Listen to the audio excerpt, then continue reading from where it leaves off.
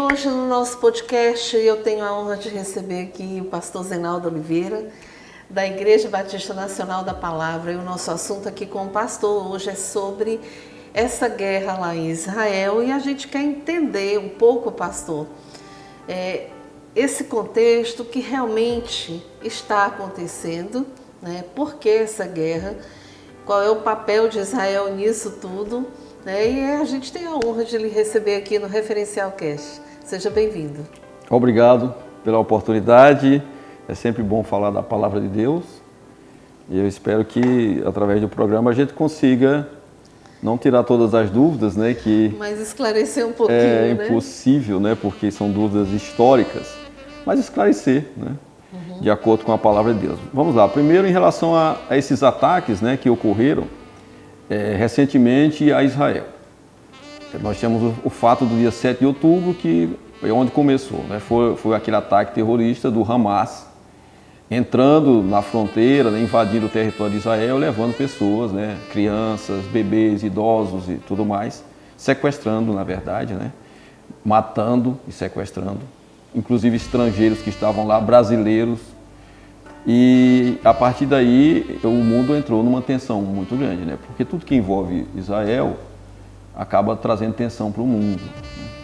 Israel tem a capital e é o lugar onde convivem ali as três religiões monoteístas do mundo, né?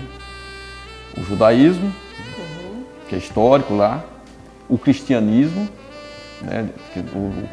O cristianismo nasceu a partir do judaísmo, né? Jesus era judeu, é judeu, os primeiros cristãos eram judeus, e ali também acabou virando uma sede do islamismo. Então o mundo tem uma tensão muito grande. A partir do momento que houve esses ataques, começou uma polarização, né? Tem aqueles que são favoráveis aos judeus, entendendo que aquilo foi um ataque terrorista, mas infelizmente tem aqueles que se posicionam até a favor do terror, né? Do terrorismo. E o que nós sabemos é que isso é aberto, né? Todo mundo acompanha. O Irã, ele acaba patrocinando essas ações contra Israel. Então, o ataque foi feito pelo Hamas, que é um grupo terrorista, mas o Hezbollah, que também fica no norte, também atacou Israel. Ambos são patrocinados pelo Irã. Só que agora, né, nesses últimos 2 dias, né, final de semana para cá, que nós tivemos um ataque do Irã, diretamente do seu território, coisa que é inédita, né? Então é um sinal muito forte. Do seu próprio território, o Irã lançou um ataque contra Israel. E não fosse o poderio de defesa de Israel, e acima de tudo a mão de Deus, né? Que nós sabemos que continua sendo favorável a esse povo, mas do ponto de vista humano, Israel tem um sistema que chama Iron Dome, que é o domo de ferro, né, que eles têm, que é um sistema de proteção contra foguetes, né, que são lançados. E foram mais de 300, entre mísseis e drones, né, que foram lançados ali contra Israel, e graças a Deus que não causou danos, né, principalmente danos a pessoas.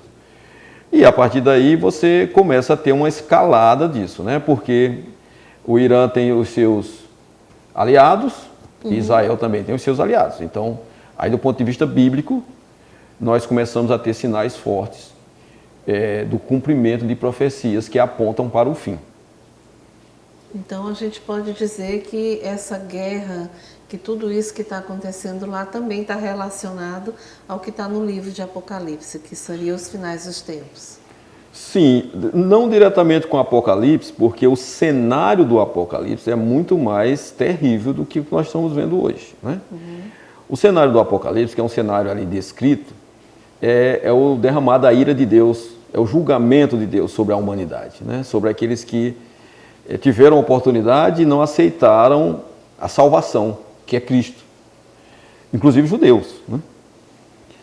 Os judeus, apesar de ser o povo escolhido de Deus, né? Mas eles também precisam aceitar Jesus Cristo como o Messias que eles tanto esperam, né? E que eles até hoje não fizeram, ou boa parte não fizeram, porque muitos judeus já se converteram.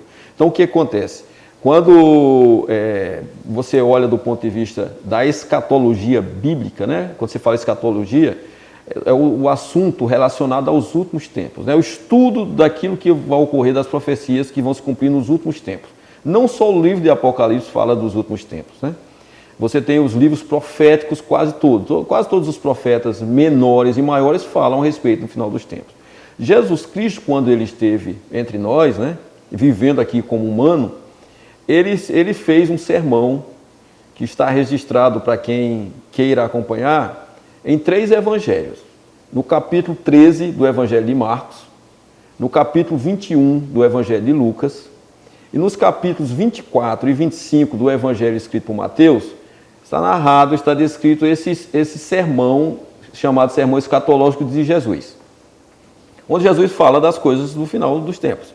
Inclusive ele vai dizer assim, ó, quando ouvirem de guerras e rumores de guerra, que é o que nós estamos vendo agora, né, saber que o fim está próximo. Então, realmente, nós estamos nos aproximando do fim, mas não é o cenário do Apocalipse, não é uma guerra que a gente pode dizer, essa guerra é o Apocalipse. Não, longe disso, né? Nós não podemos ser desequilibrados, nem sensacionalistas, né, nem céticos. Pois é, exatamente por isso que a gente fez questão de abrir esse espaço aqui hoje no Referencial Cast, porque há muito sensacionalismo em torno disso. Sim. Né? Muita gente falando, olha, é o Apocalipse, essa guerra em Israel é porque nós já estamos nos finais dos tempos.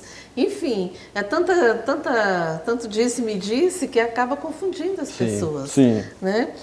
Aí eu pergunto, pastor, qual é realmente, de acordo com a Bíblia, né? Qual é o papel de Israel dentro desse contexto hoje, né? Esse contexto que a gente está vendo aí, que é a guerra, né? E qual é verdadeiramente aí o verdadeiro papel de Israel nos finais dos tempos? Olha, voltando a essa questão do ceticismo, né, e do sensacionalismo, a palavra de Deus nos ensina a ter equilíbrio em tudo na vida, né? E que nós devemos buscar sempre a orientação bíblica. Os textos bíblicos nos levam para uma geografia. A geografia do final dos tempos não é no Brasil. Tampouco em qualquer outra parte do mundo. O Brasil nem existiu. O Brasil é de 1500. Nós estamos falando de coisas milenares, né? Então, Israel, aquele cenário ali de Jerusalém, do entorno, é o cenário, é a geografia dos últimos tempos. Então, esse é um dos motivos que nós temos que olhar com atenção toda vez que tem algum evento de ordem mundial, global, que envolve Israel. Seja uma guerra, um conflito, um rumor, um acordo. Então esse é um sinal. Esse é um sinal. É um sinal, assim como nós já temos tido sinais desde quando Israel, desde a época de Jesus, quando houve a grande destruição do templo no ano 70, esse é um sinal importante. O templo que os judeus tanto admiravam, que era o lugar da adoração, né, que Salomão construiu, depois foi reconstruído depois do exílio babilônico. Esse templo foi destruído no ano 70 pelo exército romano, liderado pelo general Tito.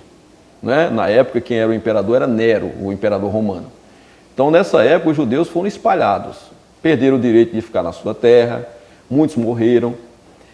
Um pouco mais à frente, em 132, um outro imperador chamado Adriano reconstruiu a cidade de Jerusalém com a estrutura grega, para afrontar mesmo os judeus, uma cidade santa. Ele colocou lá a estrutura grega, rebatizou a cidade, tirou o nome de Jerusalém, né, botou o nome de Aélia Capitolina. E para afrontar mais os judeus, ele tirou o nome do território de província de Judá e colocou Palestina, né, numa homenagem à Filístia ou Filisteia, que os filisteus são os inimigos, eram os inimigos históricos de Israel. Então a história vai lá para trás, né? E a partir daí nós tivemos vários eventos. Israel se espalhou no mundo, perdeu sua identidade, quase que perde seu idioma, ficou sem a sua sede. Mas no verdadeiro milagre de Deus, de preservação, em 1948, com a participação inclusive de um brasileiro, né, que é Oswaldo Aranha, ressurgiu a nação de Israel. Esse é um grande sinal. Israel, apesar de ser um povo, o povo judeu é um povo muito antigo, um povo milenar, mas a nação de Israel tem 76 anos. E desde que a nação foi reestabelecida em 1948, que há tentativas dos vizinhos, dos povos vizinhos, de destruir Israel, né, de aniquilar. Não é uma guerra para derrotar, né, é para aniquilar, porque no dia que Israel perder uma guerra, ele vai ser aniquilado, porque os inimigos vão para derrotar.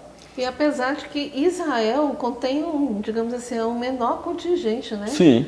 De exército, armamentos, tudo isso. Exato. O território de Israel, para que o seu público, né, tenha uma dimensão, tem o território mais ou menos de Sergipe, aqui, né? Então você consegue atravessar Israel ponta a ponta, assim, no comprimento, num dia, né? Você tem 135, 140 quilômetros de largura, 470 de comprimento. Então é um país pequeno, né, que hoje tem um poderio militar, tecnologia que foi desenvolvida ao longo do tempo, mas assim, não se compara à força de todo o território em volta, né, que são todos países com a mesma religião, né? Eles são todos islâmicos, apesar de ter uns que são da linha xiita, outros da linha sunitas, né? Mais Irã, Iraque, Arábia, Jordânia, Turquia, Síria, Egito, são todos do islamismo, né? Então tem uma guerra histórica ali. E a profecia bíblica fala de Israel, fala do território, fala da geografia, fala da volta de Cristo ali. Então por isso que toda a atenção é lá. E toda vez que sai alguma coisa com Israel, então as pessoas correm. É o Apocalipse. Eu digo para você o seguinte, como Cristo nos mandou fazer, né? Olhar com atenção, vigiar e orar.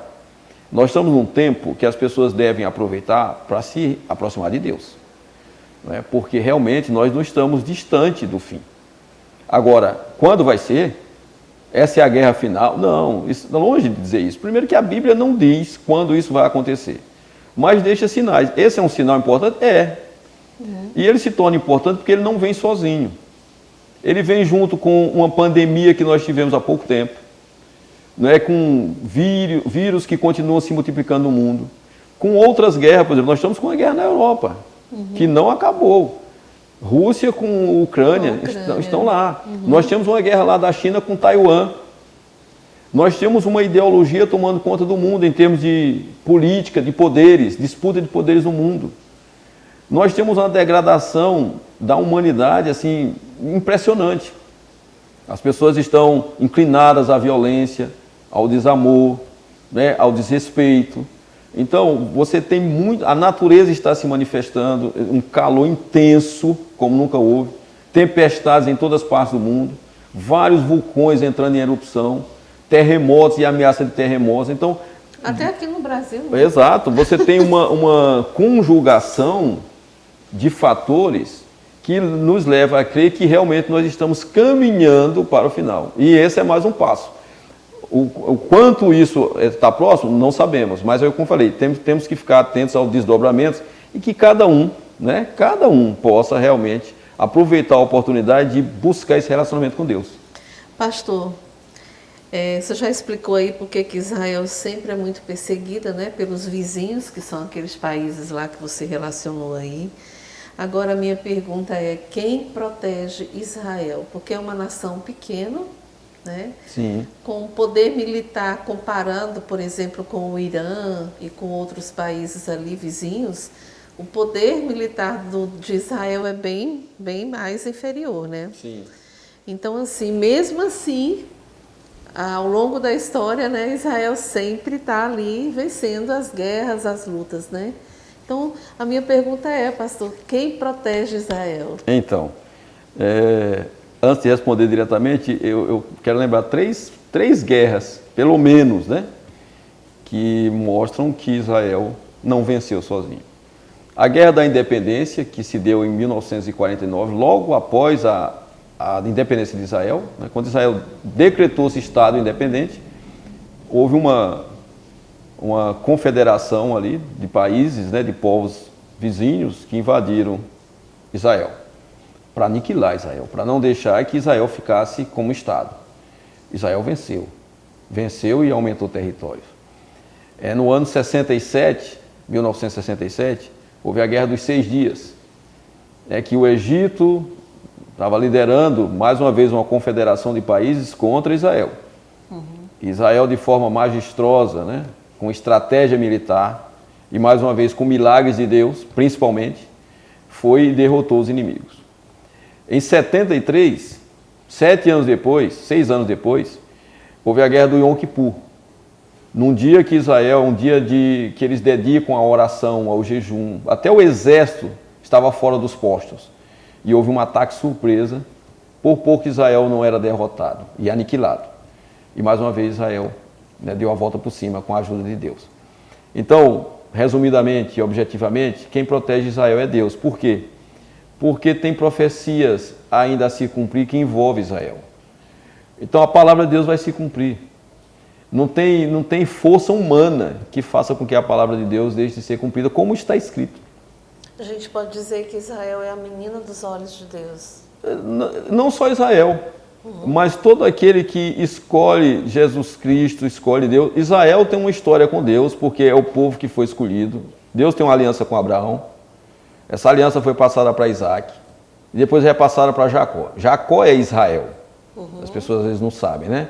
Mas de onde é que vem o nome Israel? O nome Israel foi dado por Deus a Jacó, neto de Abraão. Foi Deus que mudou o nome de Jacó para Israel. E de Israel, né, vieram os 12 filhos que formaram as 12 tribos, que deu origem ao povo judeu, ao povo de Israel, né? E depois o povo judeu. Então, quando nós olhamos, tem uma história, tem uma aliança que Deus fez. Essa aliança foi cumprida. Deus nunca descumpriu a aliança com Israel. Israel descumpriu com Deus. Deus prometeu desde o Jardim do Éden a salvação, que é o Messias esperado. E o Messias veio. E os judeus rejeitaram. E essa rejeição coloca os judeus numa situação complicada, de sofrimento, de dor, né, de perseguição, exatamente porque eles rejeitaram o Messias, o próprio Deus que veio. E até hoje eles ainda esperam Ainda esperam um Messias. Né?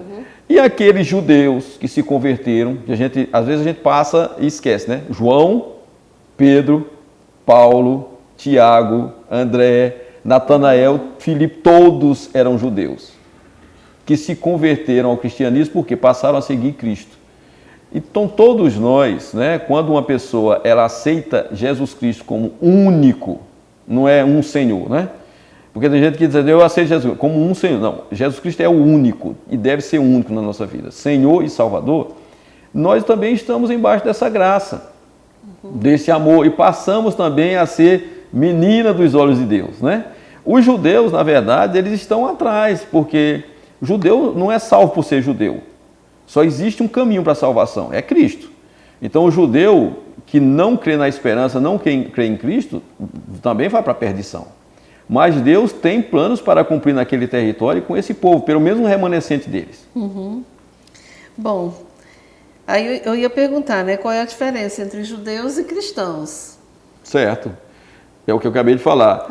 A diferença é principalmente o fato dos judeus não aceitarem que Jesus é o Messias.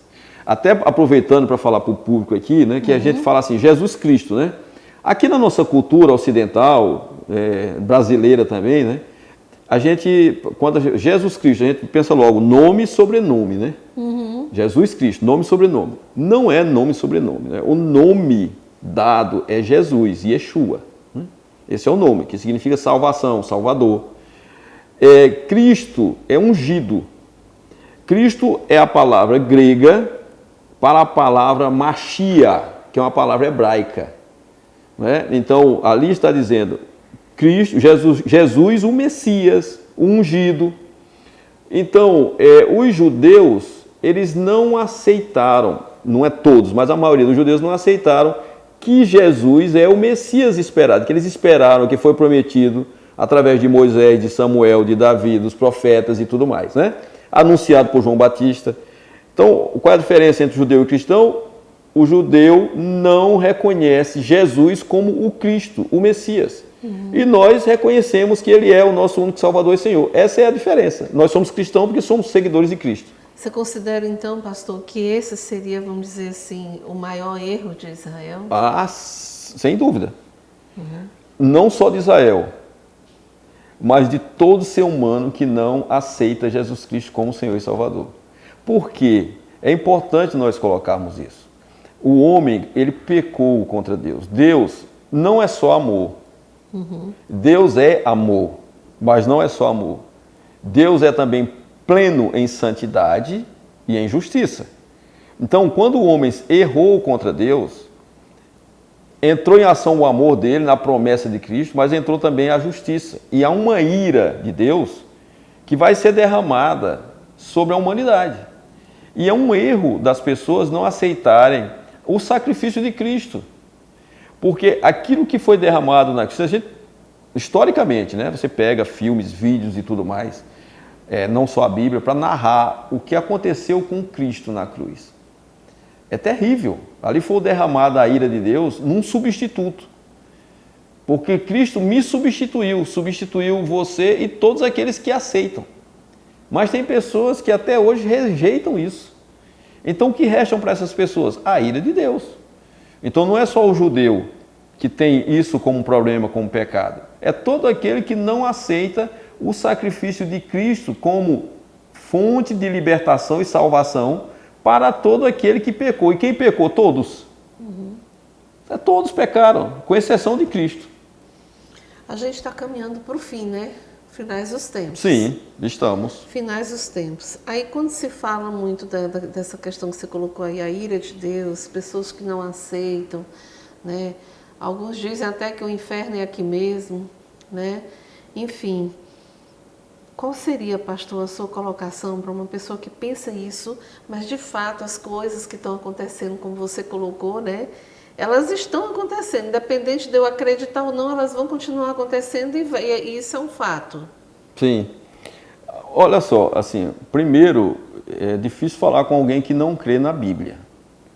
Né? Se alguém crê na Bíblia, mas às vezes não conhece,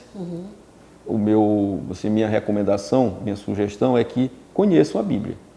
Porque a Bíblia não aponta somente para o futuro. A Bíblia traz fatos históricos que se cumpriram. Por exemplo, nós estamos falando do Irã agora, né? Quem é o Irã? O Irã é a Pérsia antiga. A Pérsia, juntamente com o Império Medo, né? O Império Medo foi o império do mundo.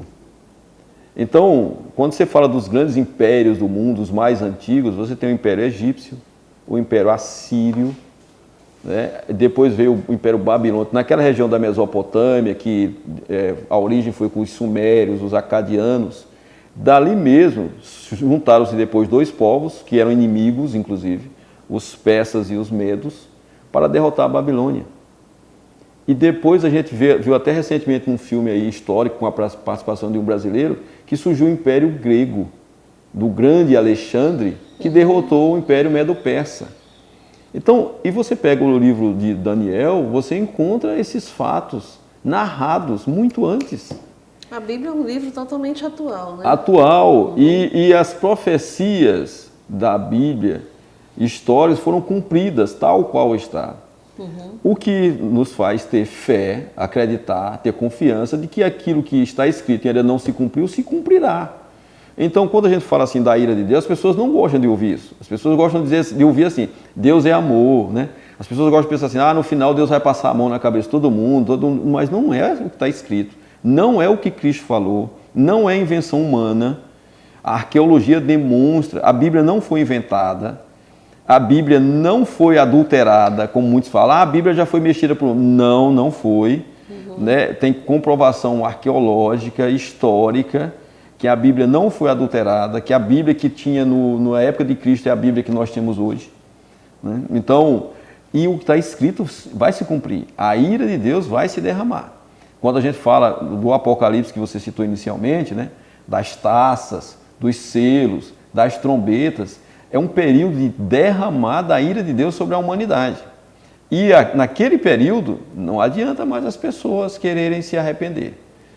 A época da graça é essa. Cristo veio, sofreu muito. Ele se entregou por nós, né? Não tendo pecado nenhum. Ele levou o pecado de todos nós sobre ele. Foi humilhado, torturado naquela cruz, uma morte assim horrível. Para que isso? Né? Para nos dar vida. Então o que nós precisamos fazer? Acreditar. Aceitá-lo como Senhor e Salvador da nossa vida. Né? Por que as pessoas preferem, é mais fácil acreditar naquilo que as pessoas, né? Não, isso é fantasia, isso é só história, né? Pois é. Do que acreditar no fato de que Jesus veio, se sacrificou por nós e derramou o seu sangue, e a gente hoje tem essa opção, né? Eu costumo dizer que é preciso ter fé para não acreditar em Deus. É preciso ter fé para não acreditar em Cristo, porque os fatos estão aí. Né? A Bíblia narra com detalhes, você não é mitologia, você vai para os gregos, tem a mitologia grega, né? Você vai para aqueles povos antigos, tinha lá os ídolos, os deuses, que as pessoas até hoje ficam venerando coisas que nunca viram. Né? Mas um Deus que é presente, Deus se revela todo dia para nós. Mesmo aquela pessoa que não lê a Bíblia, está aí, ó. O céu, a chuva, as árvores, a humanidade, né, frutificando. Deus está presente. Pastor, agora vamos voltar aí para os judeus, né? Vamos. Para Israel. Haverá de fato um retorno em massa do povo judeu para Israel? Olha, esse retorno em massa, ele já ocorreu. Ele já ocorreu. Se você, em 1948, a partir de então, um pouco antes e depois, os judeus espalhados no mundo voltaram. Inclusive, tem um fato que virou até filme, de um navio chamado Êxodos, né, que o seu público pode buscar na internet. Né, virou um filme de sucesso na época, inclusive, que narra essa história dos judeus tentando voltar para a sua terra. Porque você imagina o que esse povo viveu do ano 70 até 1948, em terra alheia, estranha, perseguidos. O judeu não podia teve época que o judeu não podia casar com uma pessoa nativa, não podia ter cargo público, viviam em bairros fechados chamados guetos. Então, quando a terra voltou a ser deles, muitos voltaram, cumprindo inclusive profecia. Né? Então, essa volta maciça para Israel já ocorreu na história. Eles continuam migrando, voltando, sim, mas muitos já voltaram. Agora, o que vai acontecer no final dos tempos, quando Israel vai sofrer ataques, né? Existe uma guerra chamada de Gog e Magog. Essa guerra está narrada no livro de Ezequiel. Ela tem traços importantes porque nessa guerra, e é por isso que as pessoas ficam alvoroçadas, nessa descrição de Ezequiel, cita a Pérsia como um aliado de Gog, que é um líder que vai reunir nações, como a Pérsia, como Tubal, Meseque, ou seja, aquela região ali que envolve Turquia, Irã e outros aliados, né? Possivelmente a Rússia. Então vai haver um ataque contra Israel. Essa é uma primeira guerra. Depois haverá uma outra guerra contra Israel. Essa guerra primeira de Gog e Magog, Israel vai vencer, pela intervenção, mais uma vez, de Deus. Mas toda guerra, ela traz perdas. Né? E numa outra guerra que vai acontecer, quando essa guerra vai ser terrível, porque Jerusalém vai ser invadida, está narrado na Bíblia, vão se juntar exércitos de vários povos e nações no Vale do Armagedon, na planície do Armagedon, lá em Israel. E nessa guerra, quem vem salvar Israel é Cristo. A essa altura, nós cremos que a igreja já está com ele. E ele vem salvar Israel de forma sobrenatural. Então, assim, voltando para essa questão dos judeus, um remanescente judeu, não todos que aí estão, mesmo porque nós não sabemos em que época isso vai ocorrer. Se é agora, se é daqui a 10 anos, se daqui a 100 anos, não sabemos. Mas um remanescente judeu será salvo, porque eles vão reconhecer e acreditar em Cristo quando eles estiverem à beira da destruição. Quantos estarão ali? Não sabemos. Né? Quando isso acontecer, já houve o arrebatamento da igreja? Sim, assim nós cremos. Porque essa última guerra, chamada Guerra do Armagedon, só para quem estiver acompanhando, né, depois poder fazer esse estudo, no capítulo 38 e 39 do livro de Ezequiel, vocês vão encontrar falando sobre a guerra de Gog e Magog. No capítulo 16 de Apocalipse, fala da guerra do Armagedon. Tá? Então são duas guerras aí descritas que vão acontecer. Ainda tem uma outra que é posterior, já no final. Pastor, muitos estudiosos, né, das profecias bíblicas acreditavam aí que a guerra dos 6 dias, que você já citou aqui, entre árabes e israelenses, que aconteceu em 67, era o começo do fim. Tá, isso foi em 67, né? Mas e agora? O que a gente fala? Então, quando Jesus Cristo colocou o seu sermão, né, que a gente citou aqui, o sermão escatológico, ele falou sobre princípio de dores e usou até uma figura comparativa, que é a mulher quando está para dar à luz, né? As dores de parto. citando as contrações, né? Que vai ocorrendo ali, aumentando frequência e intensidade. Então, esses sinais todos que nós temos visto ao longo da história da humanidade, ele realmente vai aproximando. Com certeza, nós estamos mais próximos agora do que lá em 67. Agora, marcar 67 como o início de alguma coisa, eu acho prematuro. 67 teve uma coisa histórica, um marco histórico, que foi a reconquista de Jerusalém. Mas 48 também foi. Então, o que nós podemos ver é o seguinte: o que vem ocorrendo ao longo da história humana, em todos os sentidos, não só as guerras, mas, mais uma vez, o que você encontra hoje nas ruas, no comportamento humano, na questão do governo do mundo, que Deus tem sido tirado, existe hoje um plano do homem de tirar Deus do controle do governo, né? Isso está em marcha. Porque o que nós defendemos? Deus tem que estar acima de tudo. O projeto dele de família, de relacionamento, de amor, de boa educação, de respeito, os princípios bíblicos, tem que valer em qualquer sociedade. O que o pessoal está fazendo na maioria das sociedades? Tira Deus do comando, coloca um governo humano e esse governo humano dita outras coisas, né?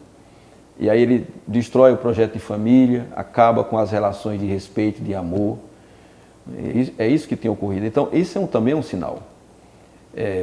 A natureza se manifestando é um sinal. Então, o que nós podemos ver nos nossos dias são as dores que Jesus Cristo falou.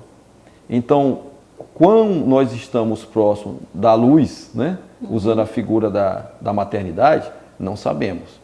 Mas o fato é que tem se intensificado. São muitos sinais ocorrendo ao mesmo tempo. Esse fato desse ataque do Irã a Israel, ele é muito assim, importante e é inédito. Em que sentido é inédito? O Irã, como eu falei inicialmente, ele atacava Israel usando seus aliados. O Hamas, o Hezbollah. E agora o ataque foi direto. Né? Então, isso também é um fato inédito, diferente. Né? Então, por isso é que nós cremos que estamos mais próximos. Mais próximos desse fim, né? E mais um recomeço ao mesmo tempo, porque quando Cristo vier, para todos aqueles que esperam Ele, será um recomeço, será o início de um reino de paz, de justiça, de bondade, né? É isso que Cristo vai estabelecer. Diante desse contexto todo, pastor, quem é o anjo de Israel? Então, o pessoal fala muito sobre essa questão do anjo de Israel, né? Baseado em quê? É porque tem uma passagem bíblica que está lá no livro de Daniel, que o Daniel recebe uma visão, uma revelação, e o anjo Gabriel, né, que vem falar com Daniel, diz assim: nos últimos dias Miguel se levantará, Miguel, o príncipe da tua nação. Então é dito ali que o anjo Miguel, né, é um príncipe defensor do exército de Israel. Só que nós precisamos entender o seguinte: anjo, ele não age por iniciativa.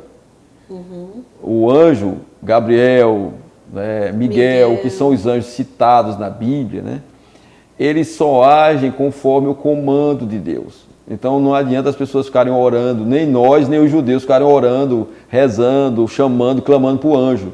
Anjo não atende chamado nem apelo humano. O anjo só se move, só entra em ação sob o comando de Deus, sob o comando de Cristo.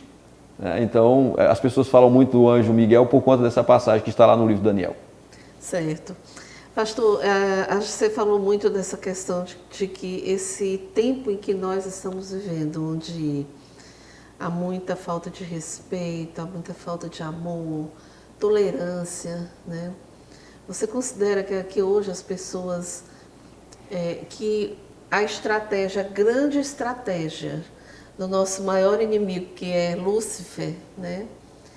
Primeiro, Lúcifer é real? Tá? Se ele é real, então a estratégia dele, uma das maiores estratégias que ele usa é fazer com que as pessoas justamente não acreditem nessas coisas? Sim. Lúcifer é real, não é mais Lúcifer. Lúcifer, ele era quando era um anjo, né? Um querubim nos céus, né? Servindo ao Senhor. Lá ele se manifestou com rebeldia. É aí que surge o mal surgiu nele. e por ele, né? Ele é o princípio do mal. E desde então ele luta contra Deus e principalmente tentando destruir a humanidade, né? Destruir no sentido de afastar a humanidade de Deus. A humanidade é a obra, assim, de Deus, a obra perfeita de Deus. E a estratégia é essa, desde o Éden. Quando ele aborda Eva lá no Éden, ele já distorce a palavra. Ele já tenta descredibilizar a palavra de Deus. Quando Eva responde para ele, ó, nós não podemos, ela até fala, tocar e comer da árvore, ele diz, não, senão nós morreremos, né? Assim disse o Eterno. Aí ele fala, não, não é bem assim não. É porque Deus sabe que no dia que vocês comerem, vocês vão ficar igual a ele.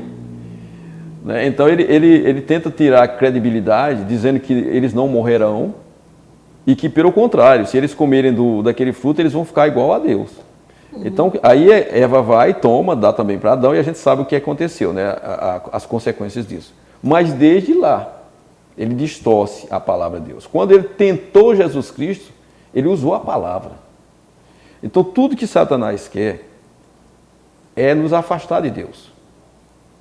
Porque uma pessoa, quando ela se afasta, quando ela comete pecado, a palavra de Deus diz, no profeta Isaías, que os nossos pecados, os nossos pecados, iniquidades, transgressões, desobediência, tudo isso é sinônimos, né? São sinônimos. É que nos afasta de Deus. Então, qual é a estratégia número 1 de Satanás? Ele tenta para que a pessoa caia. Por que isso? Porque Deus, mais uma vez, Deus é amor, mas ele é santo e justo. Deus não vai jamais dizer que um pecador ele é inocente. Nós não fomos inocentados. As pessoas dizem, não, nós somos inocentados. Não, não fomos inocentados, não. Cristo, um inocente, pagou o preço no nosso lugar. Tinha uma pena para que eu e você pagássemos diante de Deus, porque nós erramos contra Ele. Quem pagou no nosso lugar a dívida foi Cristo. E aí onde se fala que nós, então, que o povo escolhido por Deus é um povo justificado por Cristo, exatamente. Não inocentado, mas justificado. Exatamente. Então, Satanás é real, né? É real, trabalha tentando as pessoas. Pedro, em sua carta, diz assim, vigiai, ficai atentos, o vosso adversário, o diabo, ruge em derredor como um leão, buscando a quem possa tragar. Né? Exatamente isso. Então, e Satanás, ele não veio sozinho, ele não caiu do céu sozinho. Quando ele se rebelou no céu, ele levou 1/3 parte dos anjos dos céus. Então, existem milhões de demônios atuando junto com ele para levar as pessoas a desobedecerem a Deus, de diversas formas. Prostituição, inveja, mentira, tudo isso são coisas que são pecados que fazem com que o homem e a mulher, palavrão, coisas simples, é só matar. As pessoas dizem assim, eu não mato, eu não roubo, então não é uma mentira já é suficiente para nos afastar de Deus. Agora, uma pessoa, por ela cometer uma mentira, ela vai para o inferno? Não. Ninguém vai para o inferno por pecado. As pessoas vão para o inferno por não aceitar Cristo. Não é o pecado que leva uma pessoa para o inferno. É o fato dela rejeitar a salvação em Cristo Jesus. É isso que leva para o inferno. Então, para todos, seja qual for o crime ou o pecado, tem salvação. Qual é a salvação? Cristo. Ah, eu aceitei Cristo e errei, pequei novamente. Peça perdão que Deus lhe aceita. A palavra de Deus diz isso. Se você realmente se arrepender do seu pecado e pedir perdão, Deus vai te aceitar. Agora, a primeira coisa que Satanás faz, no engano, é essa coisa aí de não é real, o inferno é aqui mesmo, não existe nada disso, que faz aqui, paga aqui mesmo. É mais uma mentira, é mais um engano. Para as pessoas levarem a vida do jeito que quiserem, distância de Deus. Deixa a vida me levar, né? Só que no final vão ter uma surpresa. Porque é castigo eterno, não é castigo de 1 ano, 10 anos, 100 anos, é castigo eterno. E aí é resultado da própria escolha, né? Exato. É onde entra o livre-arbítrio. Perfeito. Eu tenho o poder de escolher. Ou eu sigo o caminho do bem com Jesus, ou eu sigo o caminho do mal com Satanás. Deus nos faz um chamado. Ele estende para nós a sua graça. Nos chama. Cabe a nós aceitar esse chamado. E o chamado é muito simples. Aceite que Cristo pagou a sua dívida lá na cruz. Aceite que Cristo te dá a salvação. Siga Ele, aprenda dele e siga Ele. É só isso, simples. Pastor, as igrejas deveriam explorar mais esses assuntos. Sim, olha, na verdade a igreja ela foi formada desde a época de Cristo para pregar a palavra. O que nós temos que nós, seres humanos, nós falhamos, né? Então eu sou pastor, me incluo nisso, não estou falando dos outros, estou falando de mim também, né? O que nós temos que primar, preservar é a exposição da palavra de Deus. Nós vamos pregar a palavra de Deus, ensinar a palavra de Deus.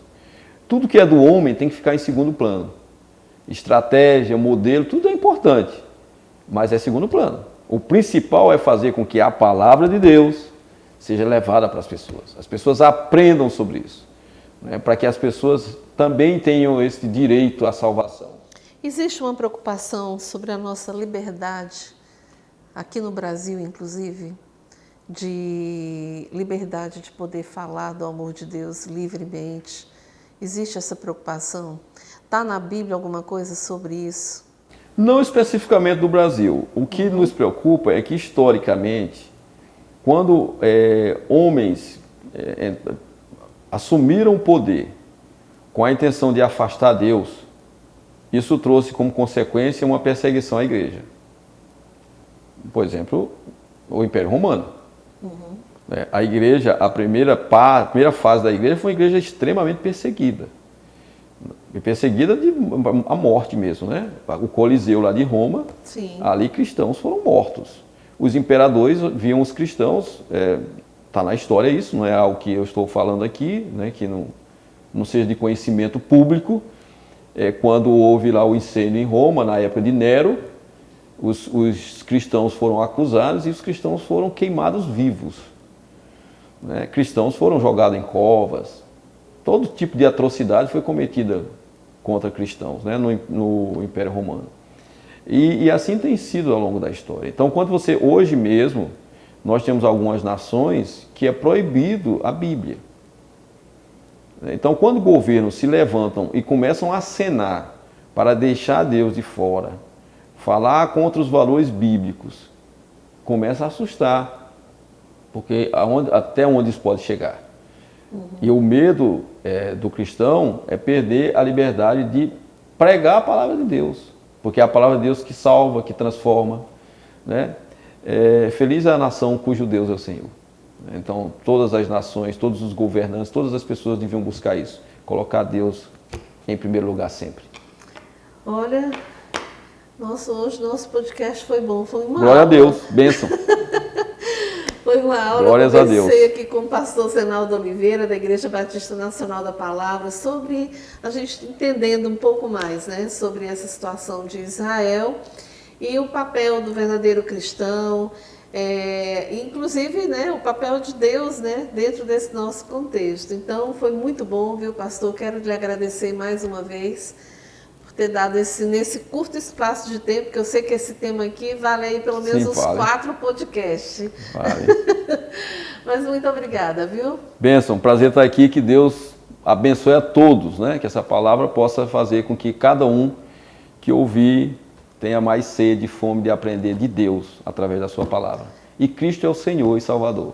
É tirar tempo, né, pastor? Tempo para ler a Bíblia, tempo para orar, é tirar tempo para isso, não é verdade? Isso é a saúde espiritual. Ninguém consegue viver bem longe de Deus. É verdade. Aqui conversei com o pastor Zenaldo Oliveira, muito obrigada, pastor.